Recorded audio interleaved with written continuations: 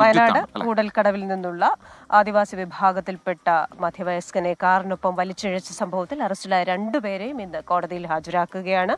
പനമരം സ്വദേശികളായ വിഷ്ണു, നബീൽ കമർ എന്നിവരെയാണ് ഇന്നലെ കോഴിക്കോട് നിന്ന് പിടിയിലായത്.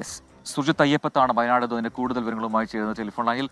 Surji, very good morning. അപ്പോൾ ഈ കേസുമായി ബന്ധപ്പെട്ട് 4 പ്രതികളാണുള്ളത്. അപ്പോൾ 4 പേരും ഇതിനോടകം പിടിയിലായി എന്ന് പറയാം. അപ്പോൾ ഇവർക്കെതിരെ ചുമത്തിയിട്ടുള്ള കേസുകൾ, വകുപ്പുകൾ എന്തൊക്കെയാണ്? ഇന്നത്തെ നടപടിക്രമങ്ങൾ എന്തൊക്കെയാണ്? ഇന്ന് രാവിലെ തന്നെ ഇവരെ കോടതിയിൽ ഹാജരാക്കാനുള്ള ശ്രമമാണ് പോലീസ് നടത്തുന്നത്. ഇന്നലെ വൈദ്യപരിശോധന ഉൾപ്പെടെ പൂർത്തിയാക്കിയിരുന്നു. ഇന്ന് രാവിലെയും വൈദ്യപരിശോധന ഉണ്ടാകും എന്നുള്ളതാണ് പോലീസ് അറിയിച്ചിട്ടുള്ളത്. രണ്ടുപേരെയും അറസ്റ്റ് ചെയ്ത് കോഴിക്കോട് നിന്നാണ് അറസ്റ്റ് ചെയ്തതെന്നാണ് പോലീസ് പറയുന്നത്. നേരത്തെ പിടിയിലായ രണ്ടുപേരെയും, അതായത് അഭിരാം, വിഷ്ണു, അതോടൊപ്പം തന്നെ അർഷിക് എന്നിവരെ പിടികൂടിയതും കോഴിക്കോട് നിന്നാണ്.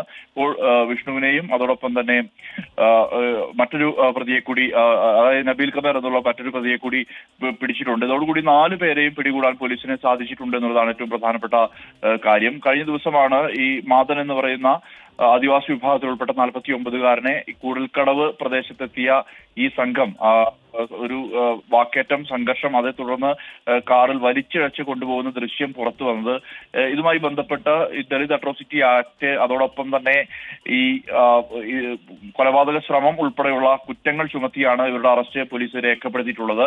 ഇപ്പോൾ SMS ടീമാണ് ഇപ്പോൾ കേസ് അന്വേഷിക്കുന്നത്. SMS DSPയുടെ കീഴിലുള്ള സംഘമാണ് അന്വേഷിക്കുന്നത്. പ്രത്യേകിച്ച് ഈ ആദിവാസി വിഭാഗങ്ങളുള്ള അതിക്രമം തടയൽ നിയമം അടക്കം ഉൾപ്പെടുത്തിക്കൊണ്ടാണ് ഈ കേസ് രജിസ്റ്റർ ചെയ്തിരിക്കുന്നത്.